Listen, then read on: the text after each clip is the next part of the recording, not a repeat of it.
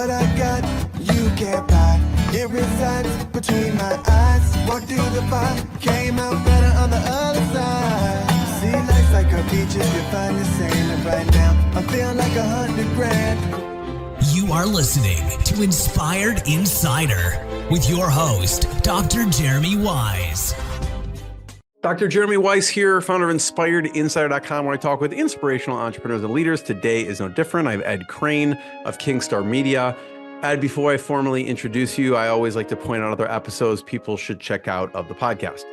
This is part of the Top Agency series, but also Top Direct Response series. I think, Ed, in my business life and life, things are rooted in direct response and relationships. Like those two things are really the foundation for how I think about things. And so I love having people like you on who are experts and have been. I had your son on, Jeff, talk about it. And he's like, you have to have my dad on. He's the OG of direct response. I knew you were shooting infomercials and really rooted in direct response going way back. I had Ron Popeil on. That was a great interview. Talking about direct response, infomercial king. I had just Brian Kurtz and some other people who just really specialize in direct response. And those are some of my most fun interviews. So check those out. You can go to Inspired Insider and just type in direct response and see what shows up. And this episode is brought to you by Rise 25. Rise 25, we help businesses give to and connect to their dream relationships and partnerships. How do we do that? We do that by helping you run your podcast. We're an easy button for a company to launch and run a podcast. We do the strategy, the accountability, and the full execution. So we call ourselves the magic elves that run in the background and make it look easy for the host so they can create amazing relationships and really create amazing content and most importantly, run their business. So for me, the number one thing in my life is relationships. I'm always looking at ways to give to my best relationships. I found no better way over the past decade to profile the people and companies I most admire and share with the world what they're working on. So if you've thought about podcasting, you should. If you have questions, go to rise25.com. And I'm excited to introduce Ed Crain. He's the president and CEO of Kingstar Media. It's one of Toronto's leading performance marketing agencies. Ed has over, I won't gauge you, several decades of experience in planning, buying, optimizing offline and online media for some of the world's top brands. We'll talk about the mind behind working with Jack LaLanne, if you've heard of him, David Wolf, and the NutriBullet, Fran Tarkenton's infomercials, if you didn't realize, and Vince Offer. If you don't know what Vince Offer is, you may have heard of the ShamWow. So, Ed, thanks for joining me. Thank you, Jeremy. Nice to be here, and thank you for having me. Just start off and talk about the company and the origins of the company. Sure. So, I don't want to go on too long, but I really came from, I think I want to say performance because, I was a childhood actor to some degree in my hometown of Ottawa. But when I went to university, I was going to be an urban planner. I had all these plans to change and rebuild the world. And then I really fell back to kind of wanting to get somewhere in touch with performance and engagement. So I ended up, I think, the first time I shot a product, somebody said to me, well, we can't pay you a lot of money, but we'll pay you this and we'll pay you a small royalty. And that was called Dance Mix USA, a CD with KTEL.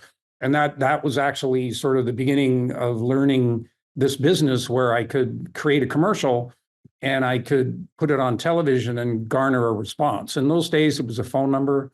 Today we've transitioned what I call the same ROI tactics to use television and radio, even out of home now to try to, drive engagement. We work with Trivago, with Clear Scores, Leo Vegas, Babbel, Generac. There's a lot of clients that we help in the Canadian market to get to scale on television.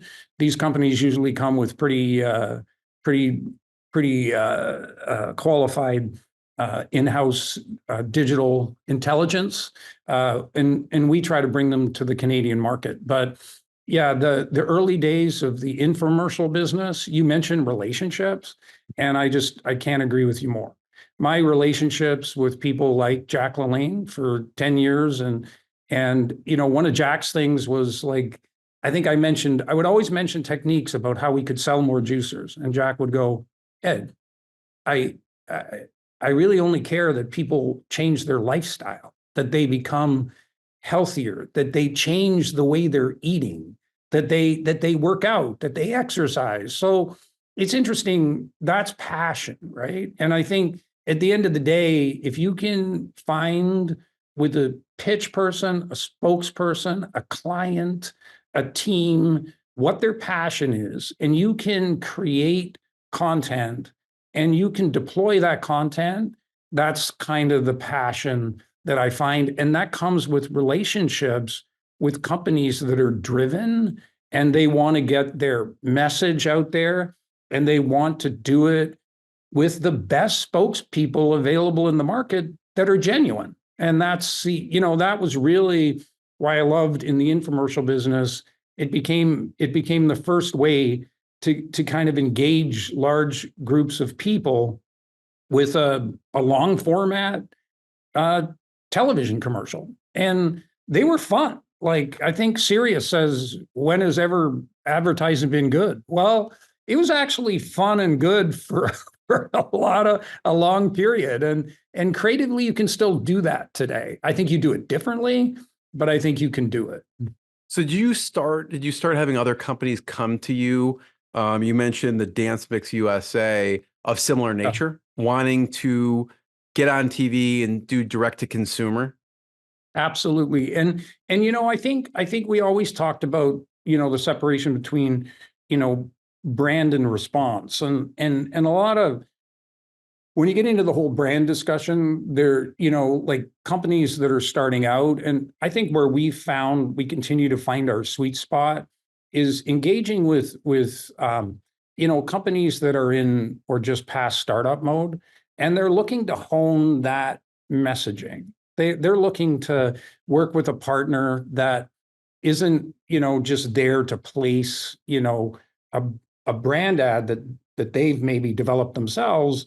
They're looking for that partnership, saying, how do we get a response? How do we measure a response? How do we get a return on investment? And obviously in direct response, it was a CPO. So it was very simple. You spend $1,000 in media, you get 2,500 back. That's kind of a break even in the old days. And, we were getting some 3-to-1s, 4-to-1s, 5-to-1s. You mentioned Power Rider with Fred Tarkington. I think out the gate, that was probably like a 5-to-1. So it's a no-brainer to buy $1,000 in media time and have $5,000 of sales. And I think that's always, how many times you go to the plate to get a hit. So that was the old days. And I think it's evolved today. I don't think companies they don't approach the market the same way. There's a whole lot of different tactics to employ before you would get to linear television. And I think the development of the messaging, the partnership, the relationships, working with companies, that's where, it's always the people that put in the extra 20% of time, all the ones that want to beat their control. And that's what I loved about direct response. And I would tell everybody, and I would say, listen, you've got a spot up there getting a response. I said, don't be satisfied. Don't sit back in your lawn chair.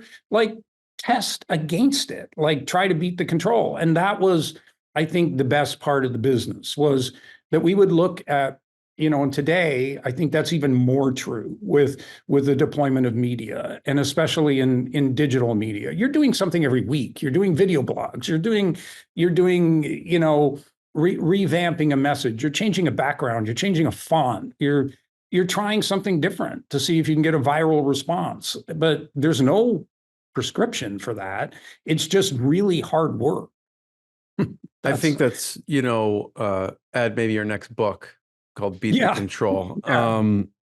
I want to, I love things rooted in direct response principles. Cause like you say, even if it's online, even if it's a video online, or if it's an ad, it could be paid or whatever it is. it's really rooted in direct response principles. I want to talk, you mentioned the Fran Tarkenton, I don't know if you know, the Power Rider, if that's a good example, and walk me through a little bit. It starts with planning it and the messaging on it. Walk me through, how did that happen in the first place with the Fran Tarkenton? Well, I think really I got contacted by a company out of California, and I'd worked with them before. And we just creatively, you talk about a relationship. And there was a company that I worked with, and, they said, listen, we've got this product, and it's called the Iron Horse. And I was like, oh. And they showed me the product, and it's the seated exercise where you kind of go up and down like this, right? And the first meeting, I was like, so you want to call it the Iron Horse?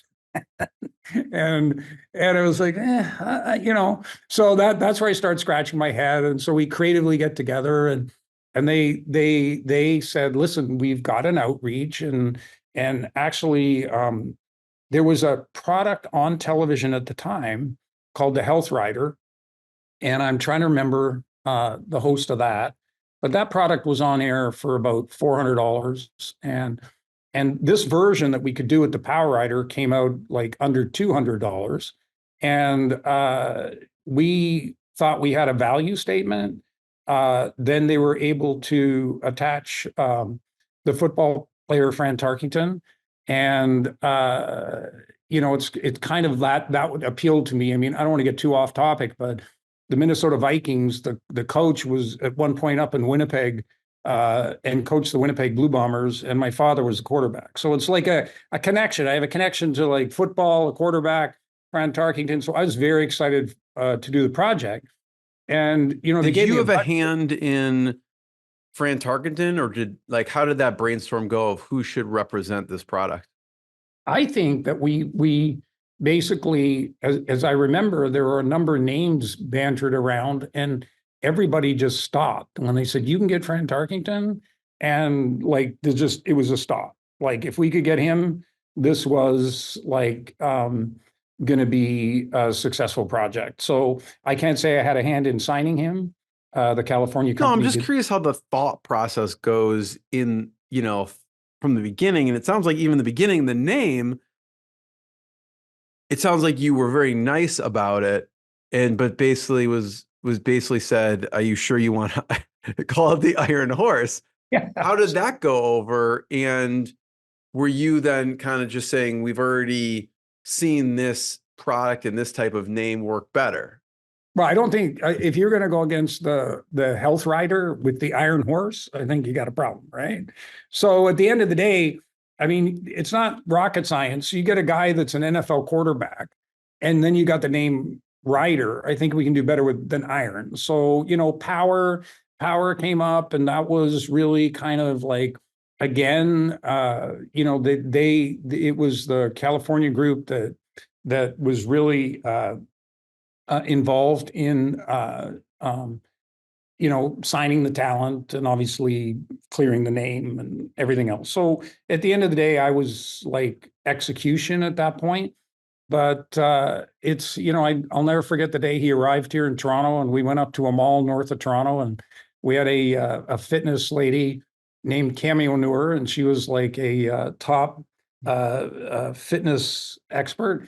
And I'm trying to think, she was like on she was like a fitness model, but also she was in fitness shows, not unlike there were like fitness shows, like she was an aerobics person. Anyway, very nice lady, very fit.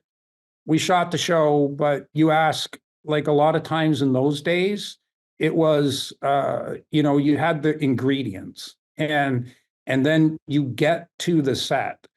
And, we shot 2 days, I think, long days, like 12-hour days. But there's a lot of, figuring out what works. And I think that was the magic of kind of that time, was that you really had good relationships, good people, committed people to try to make this work. Nobody wants failure. And especially if you've got someone like Fred Tarkington on set. He's not going to walk away from a take that's not good, and neither am I. And so I think a lot of it was, we in those days we always had budget concerns. We didn't get millions of dollars to shoot these. So we were trying to be very efficient. There were times I remember in that shoot, there were times when people would say, well, you've got the same people in one scene in the background, and they change in the next scene. And I'm like, well, that was edited. So if somebody was going to, arrest me on continuity, they'd have a good case. But the performance, like when we got that pitch correct and we had the value statement, it was a very successful infomercial for the time. And I remember it as really the start of my career in long form. And then I had, I think that led later to working with, Jack LaLanne, and later to working with people on the NutriBullet. But it was really that core, that period where you learned that you could get all the right ingredients in a room and you could make a show. And that came from my background. I was in entertainment television before that at the flagship station here for the CTV network. And it goes back, and I know I tell these old stories, but I'd go in and I'd say, well, what's the next project? And you'd go, Ed, you know what? It doesn't really matter. There's 1,000 scripts on the side. Put your hand in, pull one out. The only thing that matters is who we put on it and the budget I give you. I would say, okay, and I don't believe that that's all true. But at the end of the day, you've got to approach a project. And I always say to people, the worst turn you can make is the wrong turn 10 feet out of the gate. Because if you do that, then I don't care how many experts you bring on board. You've taken the wrong left turn. So I say, that's the focus of getting your pitch correct. And that's why you go back and you've interviewed these pitchmen and these people who have stood at, national exhibitions, pitch grounds, flea markets, and they get people to stop and watch them. And they do that because they're masters of engagement. So a lot of times I would say I recognized good pitchmen and I sought out working with good pitchmen. And aside from being a great football player, Fred Tarkington was a pretty good pitchman. Like he got on that, like he was genuine and people trusted him. And I think that's something, when we talk about the medium of television, whether it's linear or programmatic, if you get your brand, if you're starting a business and you have a really well-oiled machine digitally, you're still fighting against everybody else that has the same thing. So how do you get a separator? And so I think that's even in the early days and today, you can graduate to television and use it properly to engage audiences in a medium that they still trust for the most part. So, Ed, my question is talking about the elements. You mentioned getting the pitch correct and the value statement. So I want to talk about some of those elements of what to you is, you're like, okay, we hit it. This is it. So just to recap those, that okay, with the Power Rider, you had good product, good pricing, good name, good spokesperson. Now you have the content. What are some of the elements you look for in that pitch that need to be there? Yeah, I think what I want, and it's interesting, we just finished, somebody, I think it was, I'm trying to think, Willful, like selling wills online, a company, and we shot like testimonials, right? And well, you asked me about that and why I bring that up, because I still think really well shot testimonials are critically important. You have the center of your pitch. Like even if in an infomercial you have real estate, so you've got to get to your offer. Your offer is going to be somewhere between 2.5 minutes and 3.5 minutes. That's hard sell. That's pretty much everything. If you've spent the first third of your infomercial, trying to draw people in, like create some excitement on set, oh my God, there's Fran Tarkington. Oh, look, the set looks beautiful. Whatever it is you've got that you're trying to build a story at the end, and then testimonials come in. Testimonials that really, today, like, it's still important to see people that you can relate to that are verifying a product. Often that's now done online, whether it's through some scores people get on products are done still through some form of testimonial or approval by the consumer. So in those days, that was a really important ingredient. So I would think that I wanted to make sure that the ingredients were there. If I've got the star, I've got the co-star, I've got the pitch, I'd go, well, then, what else can I add? I can add real people. I can add engagement.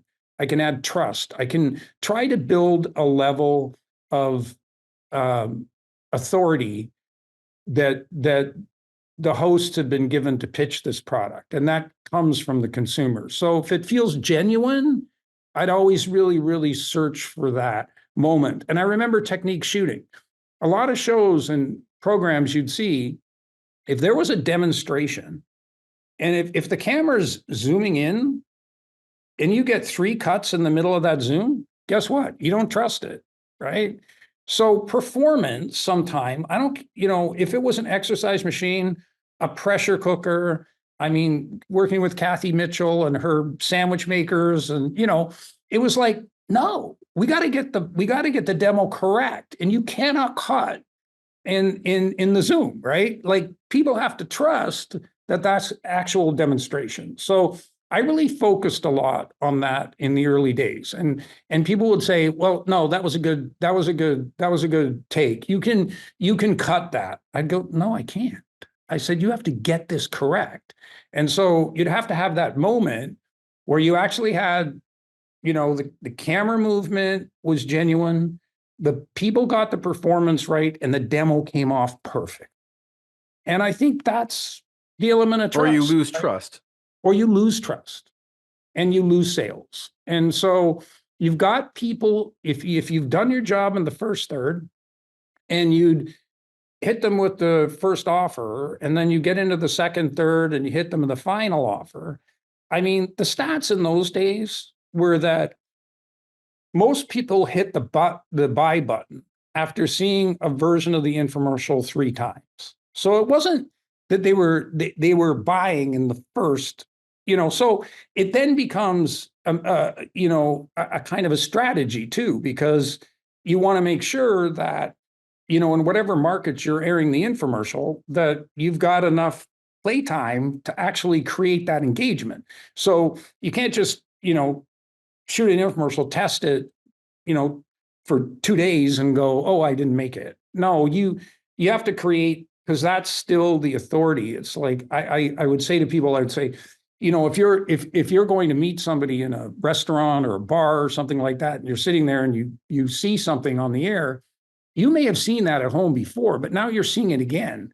You're still not going to click on it. Maybe the next time you're at home and it's late at night, you actually click the order button, because now you've seen it 3 times and you're kind of going, actually, that's a pretty good pitch. I like that story. They're genuine. I think that'll work, right? And so it's just an interesting process. And I think that's still here today. Obviously, somebody said to me years ago, they said, attention spans are 10 minutes and shrinking by a minute every year. So what are we down to now? 18 seconds on TikTok? Like, it's really shrunk, right? But I still think you need to create engagement in, different deployments of media. And some of them should be a longer form of engagement. Yeah. So if like I see even today on the sports channels, I see big brands running like a 1-minute commercial, and it's like a little story commercial, right? And I'm thinking that's kind of like the new infomercial, because they're actually using it to create engagement, trust, and a contact with the consumer, with their potential consumer. So the infomercial business was, in the early days, was like that. And, the promise was, really evaluated by the consumer, is that genuine? If you had Trent Tarkington, he's a genuine athlete. If you had Jack LaLanne, I mean, he's an icon, right? I mean, if he's telling you, this was a guy that I remember, he's 87 years old, and we're on set one day, and he gets in an armchair, okay, and he pushes up and goes into a handstand in his suit, okay? Like, that guy is genuine. If he's telling you to drink juice and buy this, Sign you me should up. buy it, right? So that's how I felt about him. What about, there's a lot of elements even in the content piece. And you mentioned a couple times there's a first offer, second offer, third offer. What are some pieces of the offer that must be there? Well, obviously, I think that there's a demonstration of the product. So you want to see what I call a magical transformation. So that was always, the key. Your magical transformation can be, fat to slim. It can be gooey to like well-formed for a cake or a bun or a sandwich. But, you have to have that magical transformation. And you've touched on that in the first third. You got to nail it in the CTA, right? You got to nail it in the call to action. So the call to actions got to be the best collection of those magical transformations that you have. And then I still think it has to have maybe your best testimonial, somebody that they relate to. And then you have to do your value proposition. And you have to go down that string where, this is the price that it's, available now, but wait, there's more. We're also going to give you this. And then there's a countdown. There's only 1,000 left and it's counting down now. You better get in. So there's all those techniques. There were those techniques in those days. I don't know.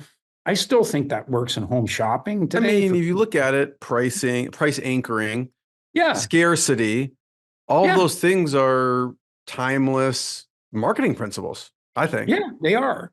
I mean, we went through in the last couple of years, we started probably a year ago, like with a line that this product is in our warehouse and ready to ship, and we'd show like the warehouse and the forklift and the product going, because people were, ordering stuff that wasn't arriving. And we know that was because there were supply chain problems. So you had to build some trust.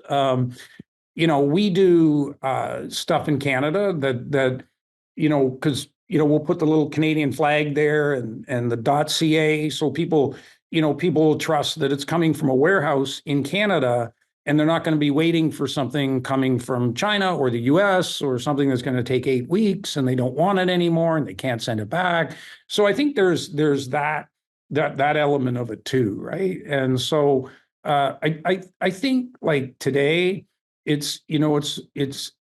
we're still like today's clients that you probably talk to Jeff a lot about.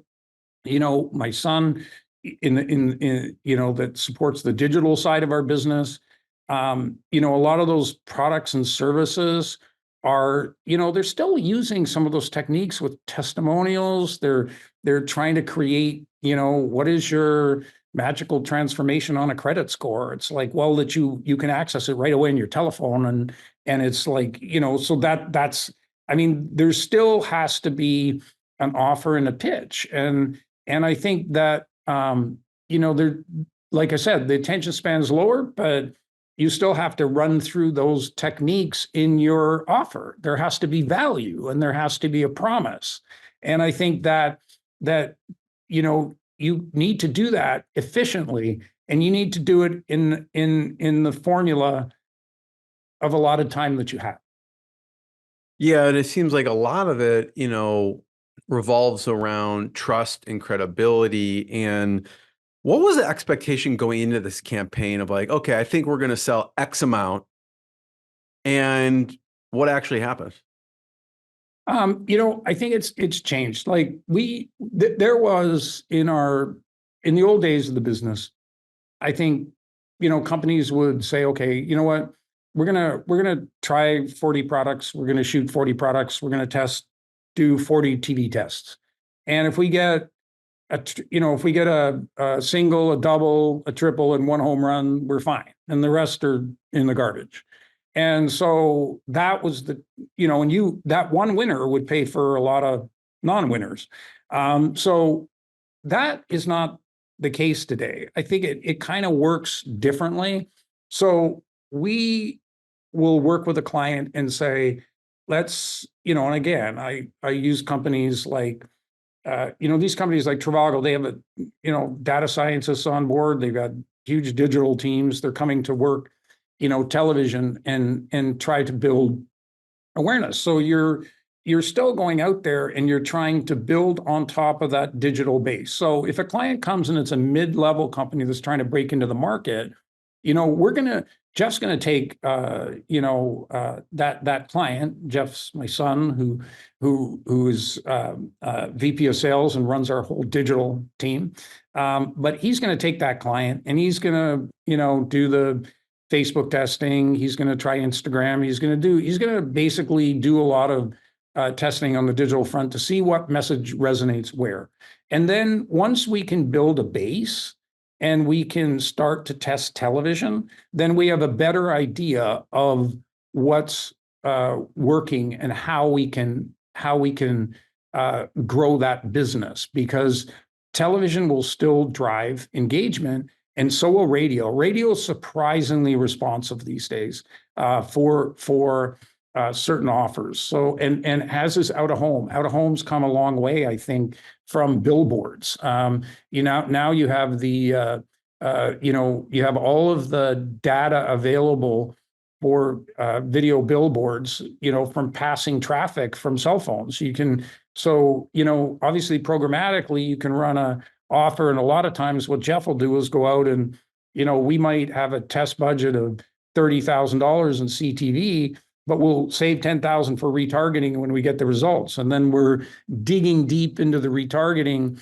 and really trying to prove a case to expand that, right? That's different than this, let's shoot 40 commercials and see if we get one that works, right? There's a little more science to it now to build a base and grow on that base. And Jeff says you don't know about the digital stuff. Come on. Well, no, I'm kidding. At the time with the Power Rider, are they going in with the expectation? I don't know, maybe not. Like, okay, we're just hoping to make $2 million off this, and then it does over $100 million. Do they have that mindset of what they are guesstimating it's going to produce? Well, I think again, this is the evolve. How the business has evolved. Back then, I mean, by the time you committed to doing an infomercial, you were still spending a considerable amount of money to engage the contracts, the talent, get on set. I'm going to throw out a number, say you're going to spend $500,000, $200,000 to $500,000 shooting an infomercial. That doesn't include all of, so, and yeah, so are you going to throw it up there and it didn't work? Still, even back then, I would say only 1 of 10 infomercials that tested, were successful. And it's very kind of you to, interview me now and talk about the ones that worked, but, we'd have to have a 5-hour interview about the ones that didn't work, right? And I think the best line back then was, well, Ed, if you're going to be in this business, what you do is you take the rear view mirror and you throw it out the window, because what's behind you doesn't count, right? And the other line was, you know what, Ed, sometimes you just got to get amnesia. So, that game, which was, but you knew you were in Vegas and you're putting your chip down on the circle. And so the big players were putting down big chips, but it was still the roulette wheel, right? To some extent, is our message going to resonate? So I like to say, if the hit ratio was, 1 out of 10, I'd like to say at that period of time where I was fortunate to work with great relationships with people in Los Angeles, with people in New York, with people in Florida, I was fortunate to do a lot better than those ratios. But it doesn't mean to say that you still don't have stuff that doesn't hit, and a lot of that's, is sometimes it's beyond your control. Especially when you're engaged as a writer and a producer, you're engaged but you're not the one that's done the show costing and, and basically done the margins and everything else. And, if they don't get that working correctly, if they don't come to you with their homework done, then it's going to be hard to make something work. So there were a lot of times where I think, the wrong ingredients were in a pitch or an offer. And, the other thing was how thorough were people in their product sourcing, because the infomercial business was famous back then for, and I'm talking not just infomercial, but 2-minute spots. I mean, I can't remember the name of the product, but I remember the one that was a fan, and they showed it in the commercial. The fan was, like cooling you down when it was really hot in your apartment, but it was wireless, and the fan came, and the thing to get it to go, you had to open a window and have some wind. That was an actual product that sold in a 2-minute spot, right?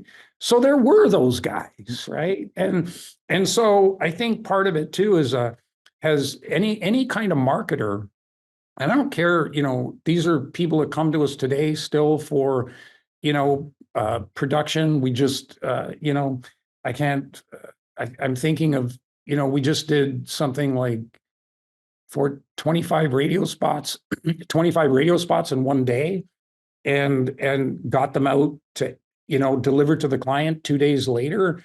And they're on air on the weekend, right? So it's sometimes like I look at it, and now it's a combination of having that creative insight, really, really honing the unique selling proposition, working with the client on it, and then execution. And now it's speed to market. We used to, in those days of producing those infomercials, it'd be a 6-month process from the time we ideated an infomercial till it was ready to go to air. And, then you've got your test. And then, of course, depending on your test result, you've got to gear up manufacturing. So a lot of time you were 6 months, even from a positive test, to actually being able to go and blow it up, right? Today, I think I look at, I can think of one spot. We ran the QB up here for a while, and everybody knows the QB exercise machine. But those guys, like, that's more recent. They had funding, I think, to really go to television and deliver television budget. And it became kind of like a hybrid of direct response and brand. So I call that, where we've come now to like performance marketing. And we think, we're a performance marketing company. And we have a track record of 30 years of data in every category you can imagine. We know how to execute, and we can be a great partner to help grow products. But that's, there's still that back and forth to really get there and build credibility. And I think the beauty of it today is that there's so much technology, and there's so much ability to, get to scale on a path that, has been plowed a bit for you. But it's still on you to kind of like be better than the next guy, and to get the messaging correct, and figure out how you're going to stand on top. And I'm wondering, I love watching old and new infomercials. I mean, I learn a lot from them, and people have put lots of time, energy, and money into these things. I'm curious some of your favorite infomercials. Like, I remember watching the Ron Popeil ones. I don't know if you remember the Blue Blocker, Joe Sugarman, the Blue Blockers ones. I had Joe on the show, and just some amazing knowledge there.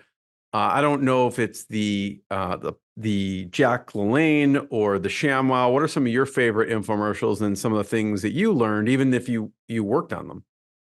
Yeah, I mean, I think that I would always watch. Like I worked a few times with Kathy Mitchell, and she was, we did the sandwich makers and a lot of kitchen products, but, she was just so genuine, and she wanted people to make this food in their homes, whatever her product was. So I loved her infomercials. I obviously have a special place for Jack LaLanne. I did so many shows with him. But again, as I shared before, he just wanted people to feel better, right? So I loved his shows, and I loved the fact that he could react, because he'd do the shows with his wife. Like they actually started, and they went and they had him work with a co-host in Florida on HSN, and it was, the results were okay. But when he got up there with his wife beside him, and there was that energy that the two of them had, and the camaraderie and the fun they created, people knew that was genuine. It created trust. He was like, to me, an icon of the fitness business. And I think it's I know that Arnold Schwarzenegger, at Jack's 90th birthday, which was in Los Angeles, he was there, and I remember Arnold got up and he talked about their time in the muscle pit in Los Angeles, and he said, he said, back then, Jack LaLanne, you kicked my ass. Today, you still kick my ass. And they were, and I have pictures with them, and I just think, yeah, he's like, he was genuine, and I think he had such a great message for people. And I think a lot of it, even if you go, those guys, like he was obviously worked with Joe Weider, and it was the first actual universal exercise machine. And then, of course, his relationship with Arnold. And I just think that he's an icon. And so I'd have a hard time like saying he's not some of my favorite infomercials. I do like Emerald, has done some. I didn't work with him, but I watched his infomercials. He created, a pretty good brands around cookware. So I think he was pretty strong. I look back and I think outside the box, like I'm trying to think in the best pitchman. What about the ShamWow? Oh my gosh, yeah, I have to put Vince on the list. So, Vince, that was in our early development as a company. He came and started running the commercial in Canada, the ShamWow, and we really didn't know who he was, and it was a very, very small budget in the beginning. But that guy, man, he hammered it out at the LA flea market, and he honed his pitch. He shot his own commercials. He built that up from, just basically believing in himself as a pitchman, and his product worked, and he sold a lot of ShamWows. And in those days, we would have a media party every year in the summer. And I remember we brought up celebrities, and,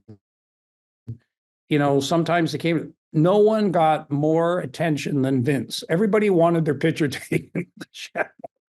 So, and he was he's a very good pitch man. So, if we're going back in history and talking about those times, what was it about him that when you think about him as a pitchman, what was it?